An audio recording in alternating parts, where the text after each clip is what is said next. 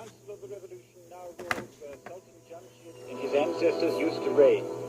Above the Battle El Jai, now as before the seat of executive government, flies the revolutionary emblem with the white vertical stripe for harmony of the People's Republic of Zanzibar. The revolutionaries have put the familiar white sports car of the Sultan Jamshid at our disposal, together with an armed guard. That big yellow building coming up on our left is the former headquarters of the ZNP, the Zanzibar Nationalist Party, the former ruling party, mixed Arab and African, led mostly by Arabs, now overthrown and declared illegal.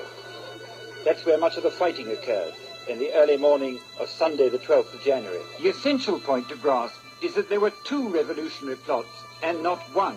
There may have been more than two, but there were at least two. Plot number one was by the leaders of the Afro-Shirazi party. Probably not Abeid Kurumi, the party president, who is a cautious man. More likely by his deputy, Hanger, who is now vice president of the Republic. This plot was organized by politicians. It was supported by some at least of the leading politicians in Tanganyika. It relied on outside assistance and was backed also by some left-wing revolutionary Arabs. It was timed for a week after the actual coup.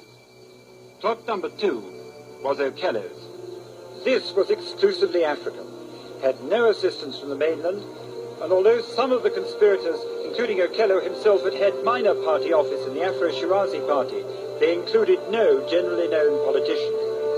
Okello did not trust anyone who was not a purebred African, or any political leader.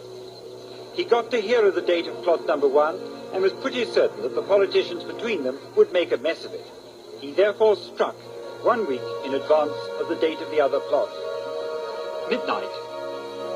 One of the opposition Afro-Shirazi politicians, now in the cabinet, is woken up in his house, a gun is pointed at his stomach, a bow and arrow at his head. He is told that the revolution is going off in 3 hours' time. He must tell the revolutionaries where they can find people who can work Zanzibar radio. 3 a.m., January the 12th.